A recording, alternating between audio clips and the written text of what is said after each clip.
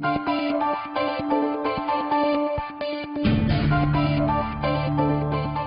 and welcome to A Spirited Debate. I'm Lauren Green.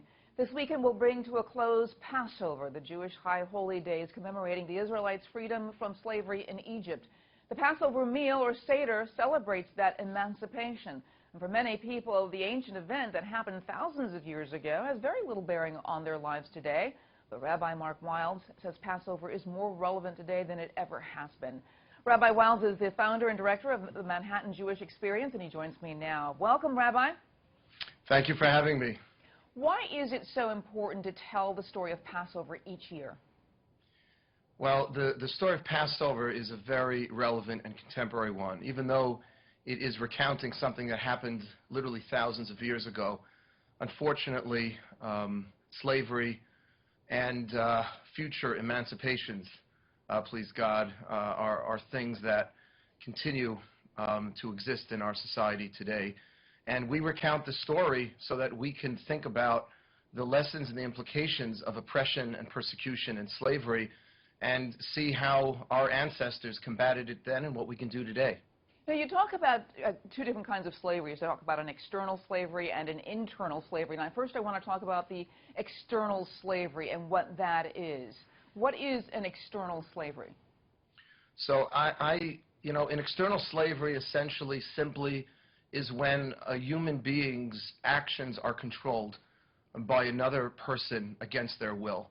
And that's what Pharaoh did against the ancient Israelites in Egypt thousands of years ago. And unfortunately, it is still taking place today in the form of human trafficking, where innocent individuals throughout the world, millions of people's lives are being controlled against their will by other people. Now, when you talk about an internal slavery, you wrote on a soul psychological level, we are enslaved by technology, slaves to our jobs, to our mortgages, credit card bills, school loans, to our relentless self-doubt, egos, materialism, or bad habits. I mean, that's a lot of stuff, and that really has an impact on just about everybody. Yeah, I mean, that's the stuff that's happening on the inside that we also reflect on Passover, and it's a teaching really for all humanity. The Hebrew word for Egypt, or ancient Egypt, was Mitzrayim. And the root of that word is Meitzar, which means oppression or narrowness.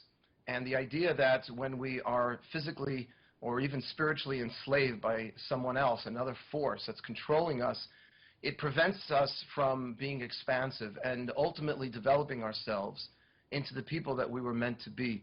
And so getting out of Egypt, liberating ourselves from these, whether it's a poor habit, it's an addiction, it's low self-esteem, it's maybe the opposite, arrogance. That's also something that we're thinking about during the holiday of Passover, not just the external forms of slavery, but the stuff happening within us. We also need to rid ourselves of that as well. The first kind of slavery, the external kind of slavery, that's really in the form of social action. But the second kind, that internal slavery, that's a much more difficult kind of slavery to eradicate, because it really starts like a scalpel. You have to get into your system in order to sort of weed it out. And how can you do that? That's a really excellent point. I always said that if we could somehow, all of us as individuals, deal with our demons internally, the world outside would be a much better, safer, freer place. We have to do the hard work ourselves. We're very focused on an election right now. We're basically obsessed with an election.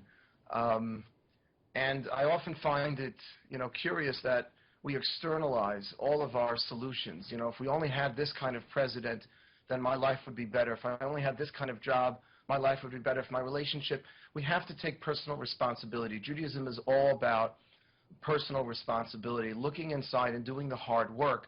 And there are no shortcuts, there are no easy way outs, but the first thing to do is to stop blaming the problems and the issues on things happening outside of us, when so much of what could be rectified can be done internally, whether it's through some good therapy, self-reflection, speaking to friends, and just being brutally honest with ourselves as to what our issues are and what do I need to do to combat those issues. Because no matter who gets elected, I assure you that 90% of the problems and issues we face today will not be solved by the best president in the world. They can only be solved by ourselves, by looking inward and trying to do the hard work that's necessary. And I thank you so much, Rabbi Wildes, for being here. Some really, really wonderful advice. It's a pleasure, and I wish you and everyone a happy Passover. Thank you so much. And for more information, you can go to jewishexperience.org. I'm Lauren Green, and thanks for watching A Spirited Debate.